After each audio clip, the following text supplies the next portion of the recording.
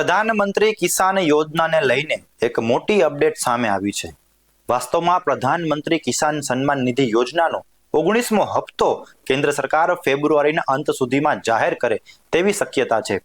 Media reports અનુસાર દેશના કૃષિ મંત્રી શિવરાજસિંહ ચૌહાણે કહ્યું હતું કે પ્રધાનમંત્રી નરેન્દ્ર મોદી 24 ફેબ્રુઆરીએ બિહારની મુલાકાત લેશે અને કૃષિ કાર્યક્રમમાં ભાગ લેશે. ઉપરાંત અન્ય વિકાસ કાર્યક્રમો શરૂ કરશે અને ત્યારબાદ પ્રધાનમંત્રી કિસાન યોજનાનો 19મો હપ્તો વહેંચશે. અહીં તમને જણાવી દઈએ કે પ્રધાનમંત્રી કિસાન સન્માન નિધિ યોજના હેઠળ લાભ મેળવવા માટે ઈ-કેવાયસી જરૂરી છે. પ્રધાનમંત્રી નરેન્દ્ર મોદીએ 15 ઓક્ટોબર 2024ના રોજ પ્રધાનમંત્રી કિસાન યોજનાનો 18મો હપ્તો બહાર પાડ્યો હતો. પ્રધાનમંત્રી કિસાન યોજના છે શું? આવો તેને વિસ્તારથી સમજીએ. પ્રધાનમંત્રી કિસાન યોજના એ કેન્દ્ર સરકારની યોજના છે જેમાં ભારત સરકાર દ્વારા 100% ભંડોળ પૂરું પાડવામાં આવે છે. આ અંતર્ગત હપ્તાની રકમ સીધી લાભાર્થીઓના બેંક ખાતામાં ટ્રાન્સફર કરવામાં આવે છે.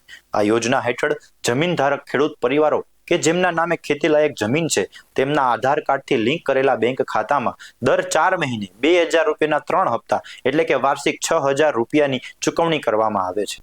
પ્રધાનમંત્રી કિસાન યોજનામાં નોંધણી કરાવવા માટે શું કરવું તે જોઈએ.